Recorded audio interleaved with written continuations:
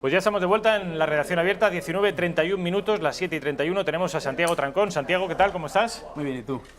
Santiago Trancón, bueno, lo conocen ya, él es filólogo de profesión, pero a mí me interesa, viene aquí de hecho no por sus conocimientos de la lengua española, sino por su condición de resistente y de activista contra el nacionalismo.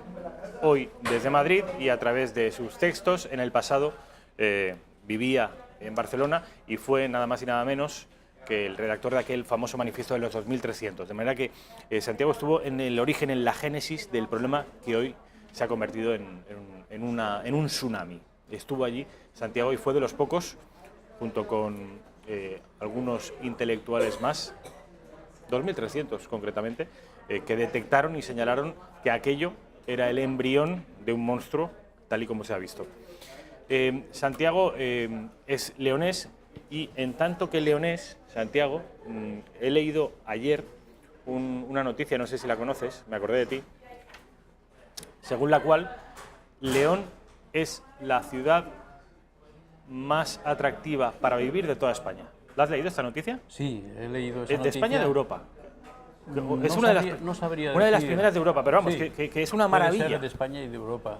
Efectivamente, es una ciudad que tiene una dimensión adecuadísima, tiene buenos servicios, tiene una historia y en fin, unos monumentos dignos de verse. El ambiente de la ciudad es muy agradable. ¿Cuántos habitantes habitantes para hay? la gastronomía es la capital gastronómica de Europa en este momento, creo. La capitalidad gastronómica está efectivamente en León. Y además, yo confieso que no he ido y lo confieso con vergüenza, porque es un lugar al que hay que ir, pero no tardaré mucho en conocerlo. Conozco muchas de las provincias de España. Yo soy de los que piensa que antes de que conocer el resto del mundo hay que conocer bien el país de uno. León aún no lo conozco. Me dicen que es una ciudad que llama la atención por la limpieza y la pulcritud. Es una ciudad muy limpia, muy bien cuidada. Sí, muy sobre bien. todo si ponemos ejemplos paralelos, como por ejemplo Madrid. Bueno, lo de Madrid es que es una catástrofe. decir, yo que estoy en Madrid, cuando voy allí, pues claro, aquello es una delicia, ¿no? Lo de Madrid es una degradación ya ambiental, física, y que realmente sorprende, ¿no? Pudiendo ser una de las capitales más importantes del mundo. ¿Y no has pensado en volverte a León? No, hombre, yo tengo hecho mi vida ya aquí, y ya sabes que esos hábitos y esos vínculos y esas relaciones y, bueno, luego sobre todo se compra un pisito de 60 metros y ya le ata. Oye, como es mi caso. Santiago, ¿qué hay del movimiento leonesista? Mira, el movimiento leonesista, como todos estos movimientos, tiene dos aspectos. Uno, que es legítimo, es decir, el sentimiento de pertenecer a tener un poco de historia, de fantasía, de recuperar pues la forma de hablar, las costumbres, en fin, todo eso, pero que tiene para mí únicamente un valor estético, cultural, nada más. Ahora, cuando se da un salto de ahí al terreno de lo político, ahí ya se empieza a desbarrar, se empieza a perder el horizonte, sobre todo cuando se empieza a copiar los modelos, los únicos que hay, digamos, que se venden en el mercado, que son los modelos identitarios de Cataluña, el País Vasco, Galicia. Y ahí ya entramos en una deriva absolutamente estúpida, ¿no? Tienes que inventarte una lengua, tienes que inventarte una historia, tienes que inventarte una identidad, tienes que inventarte unas fronteras y tienes que buscarte un enemigo. Aquí. ¿Y en qué momento de esa fase está León? ¿Hay que preocuparse? León está en una fase intermedia. León depende. De momento los intentos, digamos, de darle una visibilidad política a esto y caer en los modelos estos han fracasado. Eso es una realidad, ¿no? Todos los intentos de crear una especie de PNV o PDeCAT a la leonesa, pues han fracasado. Afortunadamente yo creo que eso no irá más de sí, pero yo creo que hay algo más insidioso, que es socavar, digamos, la idea de la identidad de España, pretendiendo sustituirla por una identidad mucho menor, con la reivindicación de una lengua, unos restos de un dialecto, que es dialecto del castellano y dialecto del latín, mezclados, que no es nada más, que no se habla prácticamente en ningún sitio. A mí, como le llaman, el giunés. Yo toda mi vida en León jamás he hablado. Es una palabra inventada. Cuando te inventas para denominar a una forma de hablar la propia palabra, pues te quiere decir que te lo estás inventando todo. Entonces, esa deriva es muy fanática, porque enseguida crea los mismos reflejos de, digamos, autoexcursión del proyecto nacional y tienes que empezar a crear ya, digamos, la frontera mental, que es la peor, ¿no? Y ya León, y yo le pregunto a León, ¿y dónde acaba y dónde empieza León? Ah, bueno, claro, el tema de las fronteras de León. Ya no hay manera, claro, porque tú, cuando hablas de nación, siempre hay que hacer referencia a un territorio acotado. Es que sin fronteras no hay nación. Pero es que el caso de León es particularmente complejo porque las fronteras son móviles. El reino astur-leonés, es decir, hasta dónde llega León, porque se supone que hay una... Salamanca, Zamora, Asturias, León serían... Hay vida y la historia es vida y la vida no se está creando límites y fronteras, no va con el arao diciendo aquí y aquí montamos una diferencia. Eso es ridículo. La vida es móvil, la historia ha sido cambiante y eso no lo puedes tú a posteriori intentar acotar y decir aquí empieza, y porque todo, claro, siempre busca una legitimación histórica en los famosos derechos históricos. No existen derechos históricos, eso es una falacia. Existen derechos amparados por la Constitución, nada más. Y son derechos que te igualan a todos los ciudadanos y todo lo demás es un invento que se hace, digamos, para satisfacer, digamos, luego al final te das cuenta que detrás de todos estos movimientos hay un proyecto de destrucción de España que se mete por todos los sitios. Porque el problema ya no es de León o el otro y tal. El problema es que hay un verdadero proyecto de desmoronamiento de la idea de España y de la nación de España que ha penetrado en todos los rincones y en todas las instituciones del Estado y está ahí llegando un momento en que se aparecen las manifestaciones muy diversas y desde luego un campo fecundísimo para introducir esa disgregación es la reivindicación de pasados étnicos, culturales, diferenciales, identidades, historias, en fin. Ese es el caldo de cultivo perfecto. Decías, Santiago, que en el caso de tu patria chica, en el caso de León, afortunadamente el movimiento nacional no ha pasado de la fase cultural, no se ha instalado, no ha tenido éxito en su fase política. Sin embargo, un poquito más al norte, sabes que en Asturias, en estos momentos, entiendo que en tanto que filólogo y además en tanto que una persona comprometida en la lucha cultural e intelectual contra los nacionalismos, estarás al tanto de lo que está ocurriendo en los últimos meses con Asturias y el Bable. Sí. ¿Qué opinión te merece? ¿Crees que están empezando otra vez? Esa es otra deriva peligrosa donde todavía, digamos, han dado un salto cualitativo al convertir el problema de la lengua en un problema político de primer orden y con ese problema, digamos, oscurecer cualquier otro. Voy a hacer de abogado del diablo. Voy a hacer de abogado del diablo, Santiago. No, oiga, problema ninguno. Lo que queremos es que el bable sea tan oficial como el castellano. Tenemos derecho, ¿no? No, primero el bable no existe. Vamos a entendernos. Existen distintas formas de hablar según los valles, las montañas.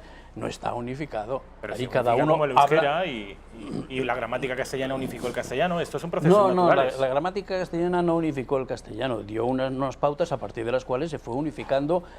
No se impuso la unificación del español. El español no existe por un decreto, ni siquiera por el libro de Nebrija. Es absurdo. El español se ha impuesto y ha funcionado porque tenía una capacidad comunicativa y de transmisión y de comunicación y de unión que no tenían otras lenguas de la península ibérica.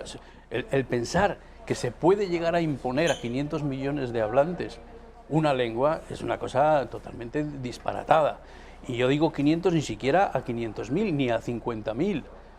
Eso es violentar, claro, es construir una obligación externa de unificar una lengua, darle un estatus, en fin, oficial y a partir de ahí generar estructuras de poder donde una gente va a empezar a vivir muy bien de ese cuento. Porque al final detrás de todo esto hay una pequeña minoría que es realmente a la que le interesa todo este cuento y lo impone. Y lo que peor se puede hacer a una persona es imponer una forma de hablar. Digamos, la libertad personal, la primera y más importante es que yo hablo la lengua que quiero y como quiero. Y lo más normal es que hable la lengua materna. Eso es lo primero de todo. Ir contra eso es ir contra natura. Si luego yo me cambio a otro ambiente donde necesito otra lengua, puedo llegar a sustituir esa lengua materna por otra, pero por pura pragmatismo y por la necesidad y por la eficacia que puede tener esa lengua. Pero no porque hay una instancia política que dice que eso es bueno y que hay que imponerlo porque por sí mismo es bueno. ¿Y por qué es bueno? Porque da identidad a los asturianos. ¿Y qué necesidad porque tenemos? reconocer un hecho cultural, un tesoro cultural, y hay que protegerlo. No, ¿pero por qué? Cuantísimas cosas hay que proteger. El Estado tiene que tener unos límites, no puede protegerlo todo. No puede protegerlo todo. El Estado tiene que proteger el bien común. Y el bien común en este momento en España es el español. No es el bable.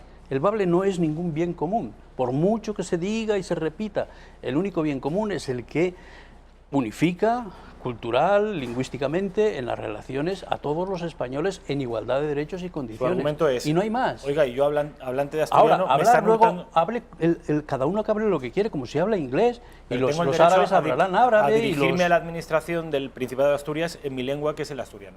¿Pero por qué? Si tienes una lengua oficial, que es el español, no inventes otra lengua sobrepuesta, inventada, impuesta, para decir que soy igual que los catalanes y los vascos y que tengo ya un territorio acotado mío cuya única finalidad debería ser el sustituir al español. Si tienes ya una lengua de comunicación eficacísima, que además es una lengua tan rica, tan poderosa, con tanta capacidad, digamos, de estimular la creatividad y el desarrollo individual, que pretender sustituirlo por una lengua minoritaria, que al fin y al cabo no te va a permitir más que comunicarte mal, porque vamos, yo oigo hablar a un asturiano y me puede hacer gracia, pero hombre, con eso yo no voy a ir a comunicarme con el resto de españoles, yo no voy a ir con la bandera de España, soy asturiano, y mira la forma de hablar, que soy asturiano, y lo primero de todo que te digo a ti cuando hables conmigo es que yo soy asturiano.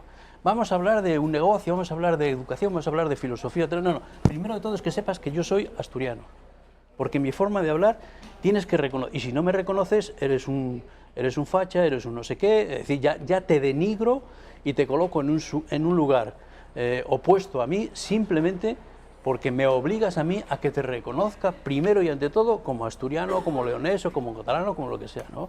Soy una persona, lo primero soy una persona, segundo soy un ciudadano, y en función de eso yo establezco los vínculos con quien quiero y como quiero y de la manera que quiero. Y si a mí me hace gracia el asturiano, pues hablaré contigo en asturiano. Pero tú no me impones a mí que yo te tenga que hablar en asturiano. Y que encima si voy a reclamar a Hacienda no sé qué, que haya un señor allí que me atienda en asturiano, que al fin y al cabo es un castellano pues bablizado, un castellano medio, las terminaciones en U, eres muy guapo y ya está. Y ye muy guapo todo esto. Claro, pero eso es ridículo. Iguaje. Y bueno, pues que sepas que... o el Yunés, claro, que todavía es más fantástico. Que hay yo no sé dónde... El nuevo medio de comunicación que ha sacado Podemos, que es una suerte de periódico, de revista, lo están editando en varios idiomas, aparte del común. Lo están editando en catalán, en euskera, en gallego. En valenciano no entiendo que pensarán que es lo mismo que el catalán. Y lo editan también en asturiano y en aragonés. Mira, tú si a un niño le quieres ¿Y el cántabru? realmente ayudar... Digo yo, ¿el cántabru? Cántabru y todo lo que quieras.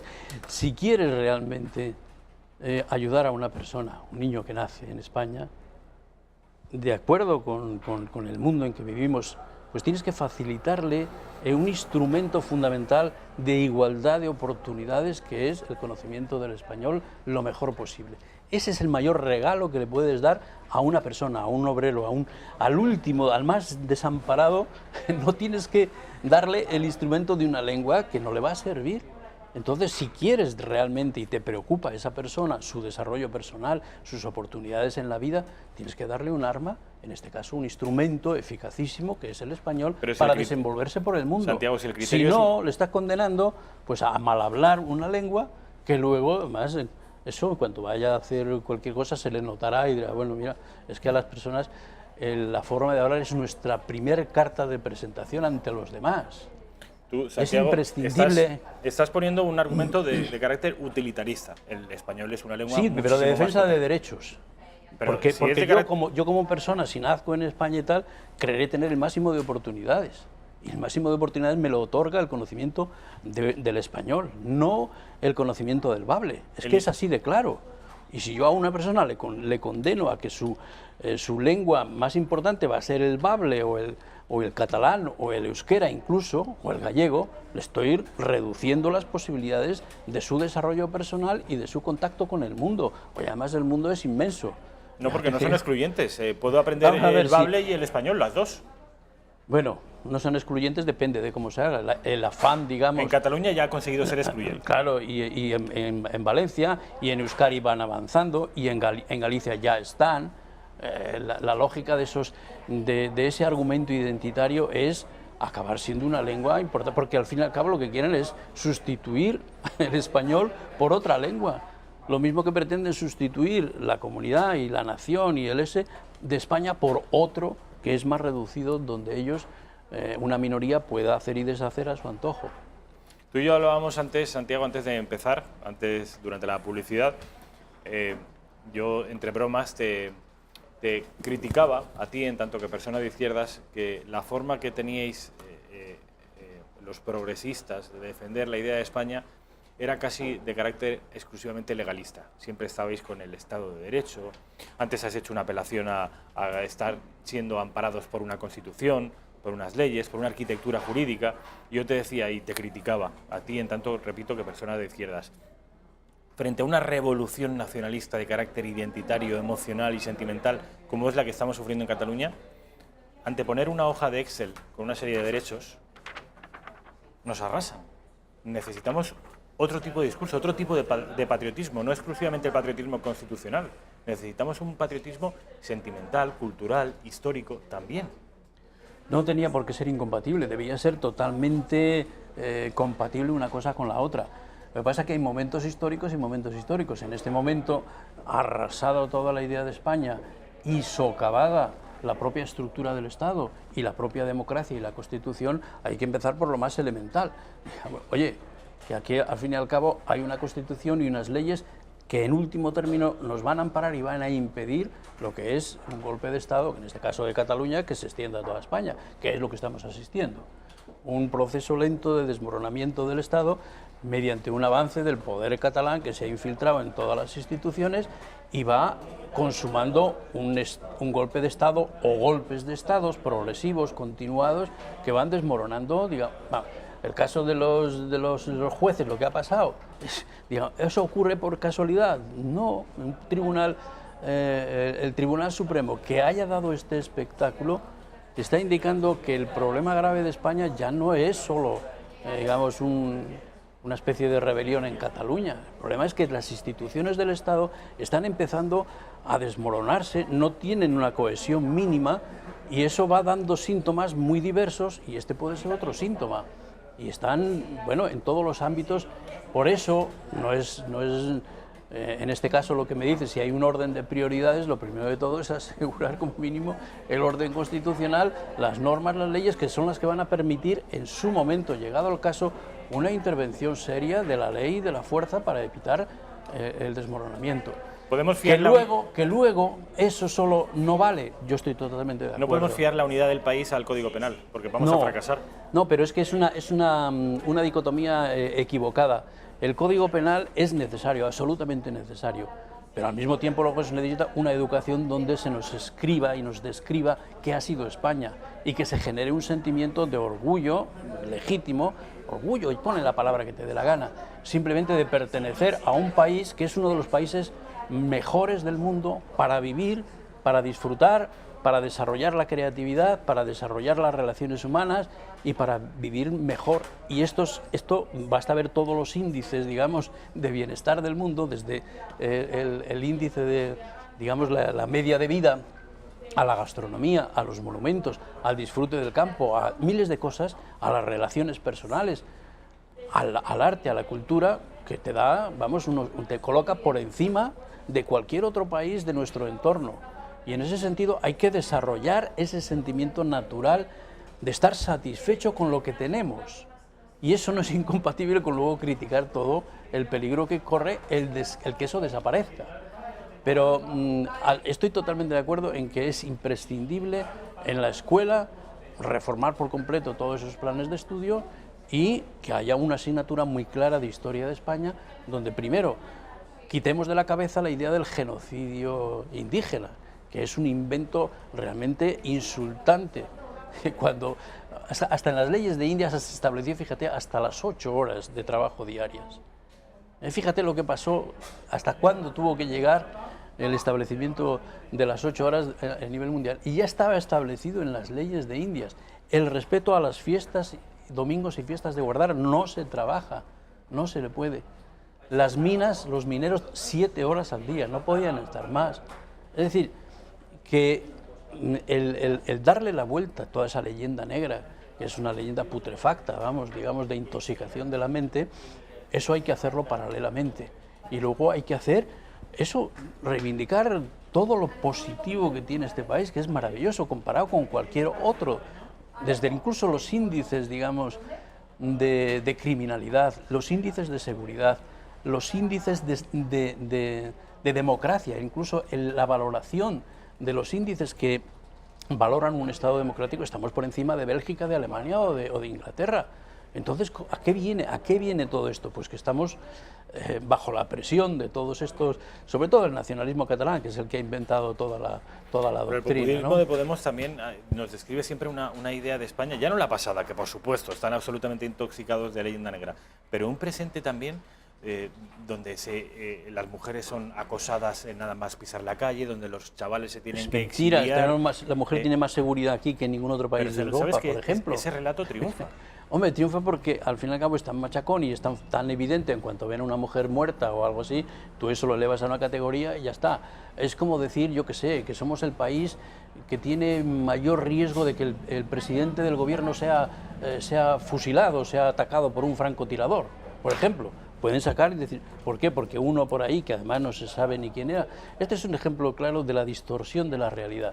Si un francotirador por ahí, que por lo visto ni sabía disparar ni tanto como decían, que no se sabe, que encima exhibe que va a hacer ese acto por WhatsApp, quiere decir, vaya un peligro, ¿no? Y en cambio eso se convierte ya de repente en una gran teoría de que el presidente del gobierno español estuvo a punto de ser asesinado. Y se traduce eso en los medios. Pues claro, esto es una distorsión grotesca, ¿no?, de la realidad. Pues acabas de darme pie, Santiago, para que veamos la siguiente imagen, que es la portavoz del Gobierno, ministra de Educación también, Isabel Celaá, hablando sobre este presunto francotirador que presumiblemente quería asesinar al presidente del Gobierno, hablando, como digo, de este incidente como un hecho aislado.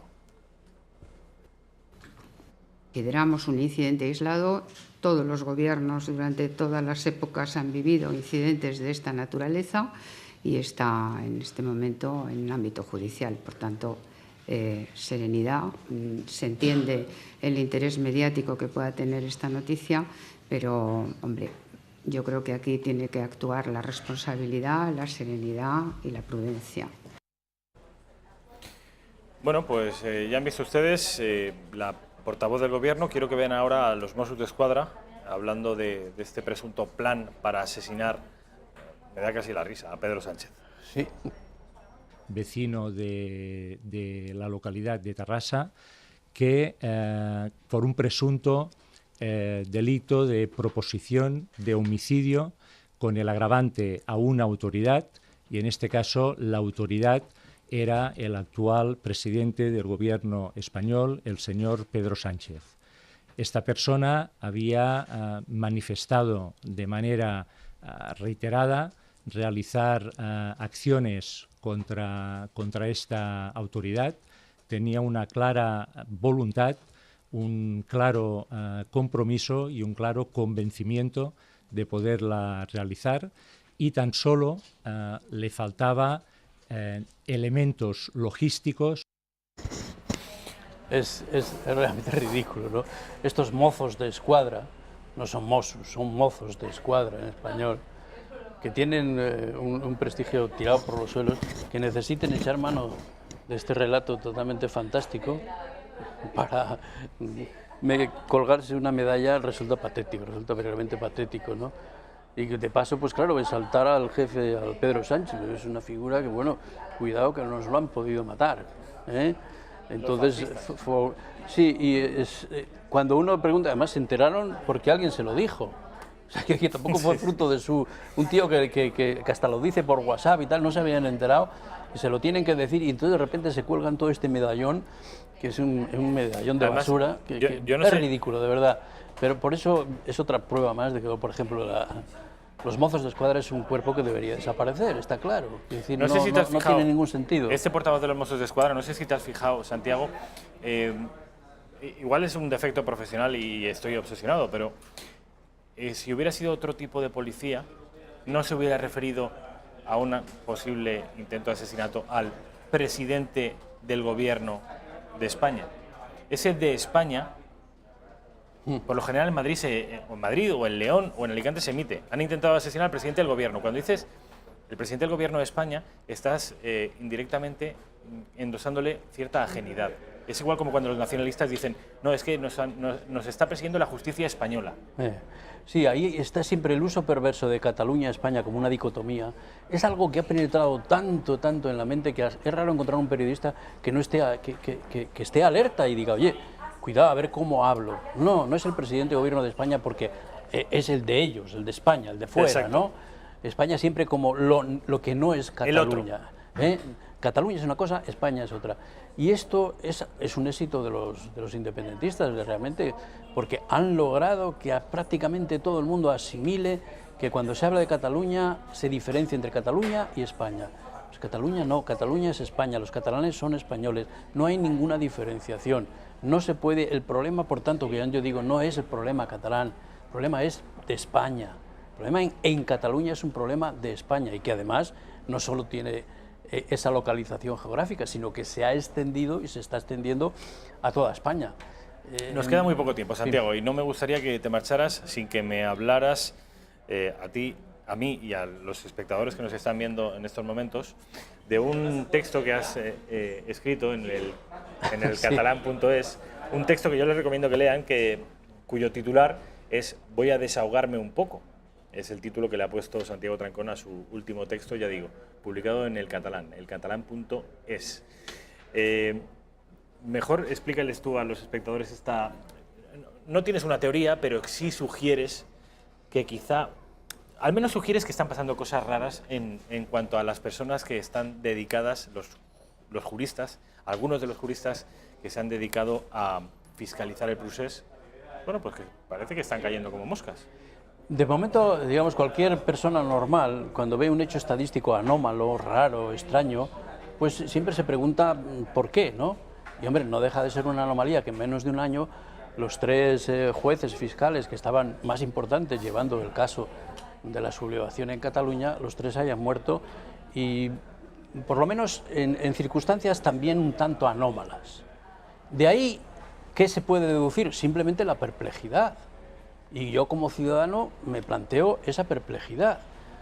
Sobre todo, no insinúo nada ni digo nada, pero digo que hoy, naturalmente, hay muchos medios sofisticados de precipitar un desenlace fatal de una persona que esté enferma antes de tiempo, y eso no deje ni rastro ni huella, y por tanto hace verosímil o racional la hipótesis de la sospecha de que esa estadística es un tanto anómala.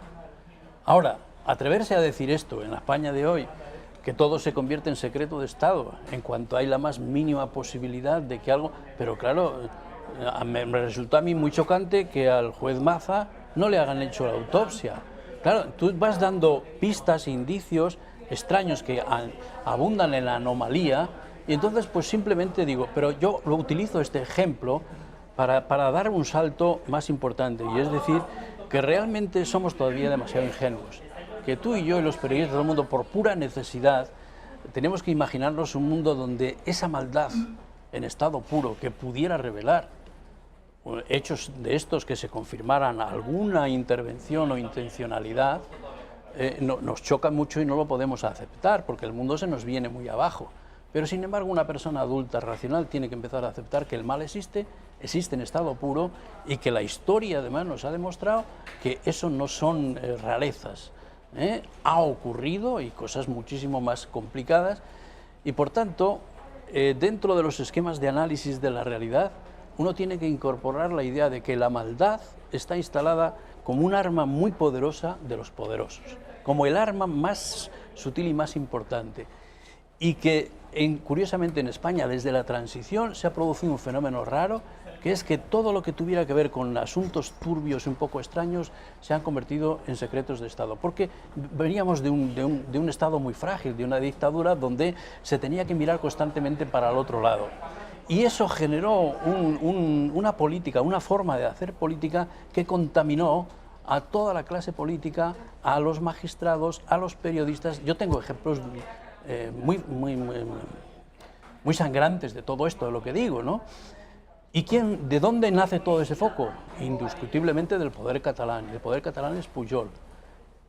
Dentro de una secuencia de estudio un poco serio y riguroso, siempre acabamos encontrando un origen, y un origen muy claro es el caso de Pujol, que a Pujol, con un desfalco de 100.000 millones de pesetas en banca catalana, Felipe González le asuelva.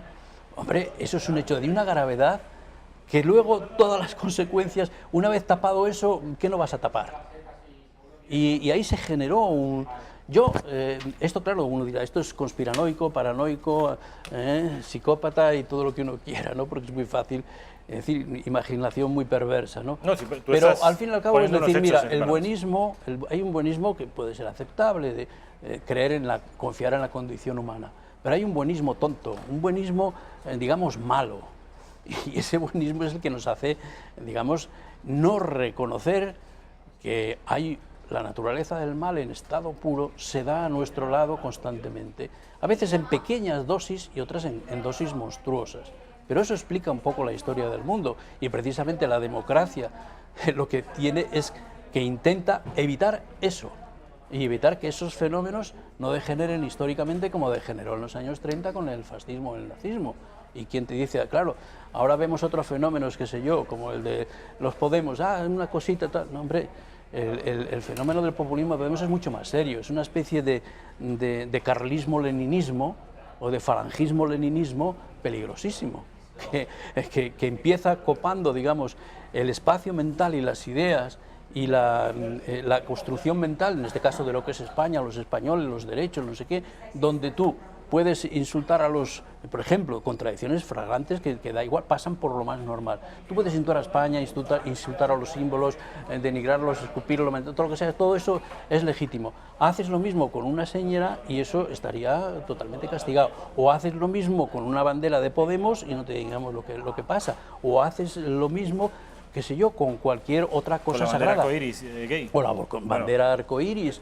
O que el maltrato y la violencia en los eso no existe, pero en cuando le das un piropo a una mujer, eso ya sí es violencia y maltrato y te puedes ir a la cárcel. O cuando dices que la república no fue el sueño que se han inventado, entonces puede ser, se entiende como apología del fascismo. Y entonces, oye tío, pero si Paracuellos existió y existieron miles de cosas y hay monstruosidades que no se pueden... el bombardeo de Cabra, por y eso cierto, no se puede decir, y en cambio lo otro sí. Bueno, pues toda esta contaminación indica que el germen, digamos, de lo que yo en fin, denuncio en ese artículo, que es lo que a mí me importa. Cuidado, salir ya de... España necesita salir de toda esta situación de provisional un poco de buenismo, y hay que empezar a crear un plan estratégico nacional que contrarreste todo lo que se ha desmoronado en España, que es mucho. Santiago, nos tenemos que marchar. Te agradezco mucho, como siempre, que hayas estado aquí. Hemos estado casi 35 minutos hablando. Muy bien, muchas gracias. Se me ha hecho muy corto, como siempre. Muy bien. Y si te parece, seguirás viniendo a contarnos tu punto de vista. Cuando quieras.